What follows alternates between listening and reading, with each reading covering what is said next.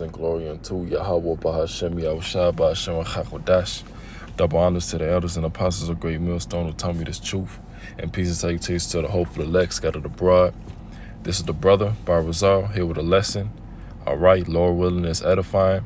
And, the lesson will be entitled, short-term pleasures, all right, short-term and temporary pleasures versus, long-term, all right, everlasting glory, all right, something to that sense, all right. And my first scripture will be Sirach 19:5. It says, whoso taketh pleasure in wickedness shall be condemned, but he that resisteth pleasures crowneth his life. Yeah, that's right, because Jake is about the fast life. All right, Jake is about getting his money now. Jake is about getting everything right now. The cars, the clothes, whatever it is in this society. All right, that makes people feel good. All right, but when you have a spiritual mindset, right? When you're a member of the hopeful elect, all right, you have a different mindset, all right? You're not focused on, the pleasures of this life, all right? While, brothers may have fun here and there, all right? We understand that this is not our rest, all right? We're not out here trying to be millionaires, all right? We're not out here trying to, have the biggest house, have the nicest cars, all right? Have all these women, all this jewelry and whatnot, all right? Because we understand that, this is not our rest, all right? We understand that, it's more in the kingdom of heaven, right? We're in a slavery, all right? All this wickedness is going on, all right? And, Jake is trying to, establish himself in his kingdom, which, obviously is never really going to happen, because at the end of the day, we're slaves under Esau's rulership, right? Esau isn't going to let, any Jake get up to his level, all right? So, let me get to my next scripture, all right? This is 2 Corinthians 4:17. It says, for our light affliction, which is but for a moment, worketh for us a far more exceeding and eternal weight of glory. All right, so yeah, Jake gotta understand that, you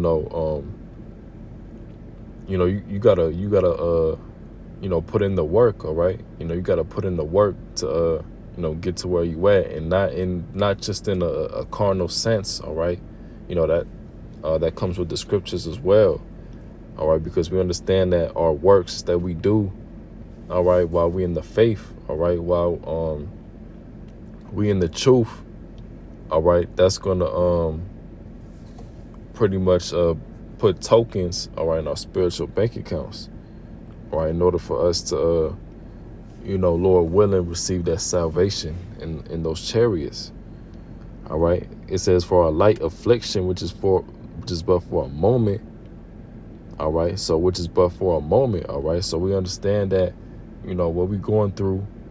All right, we Jake wants to go through the short-term pleasure.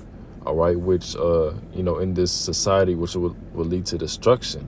All right, while we're suffering that short, affliction, which is light, compared to what our rulership will be like in the kingdom of heaven. All right, and it says, work for us a far more exceeding and eternal weight of glory. All right, in verse 18, it says, while we look not at the things which are seen, but at the things which are not seen.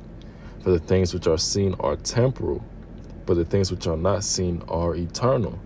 Yeah, that's right.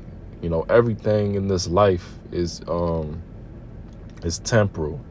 All right, the house, the cars, the clothes.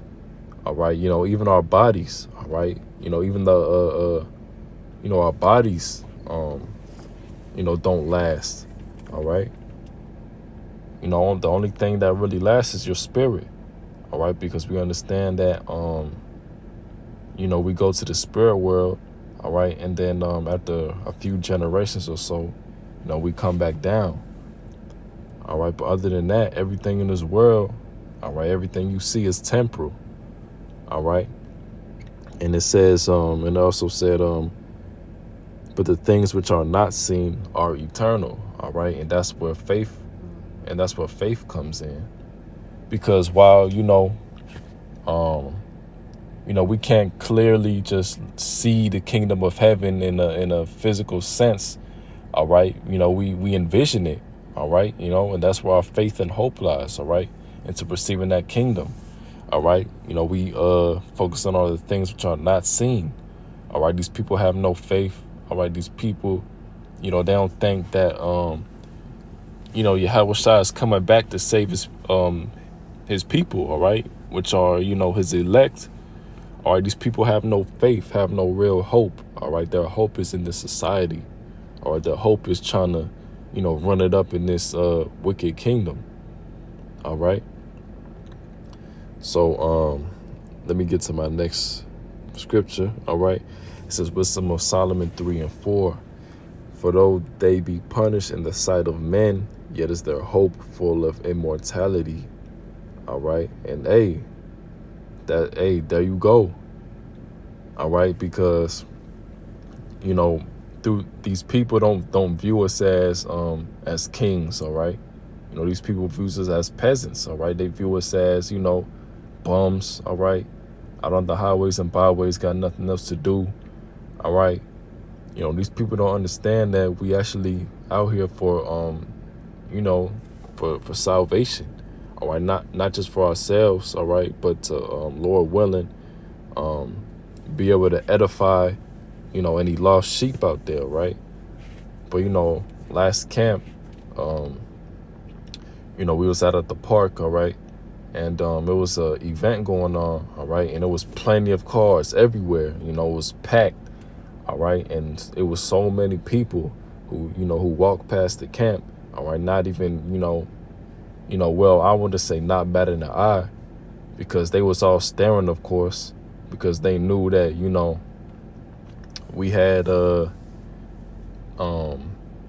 something big going on, right? They knew that they knew what we was out there doing, all right, teaching the Bible, all right, and a lot of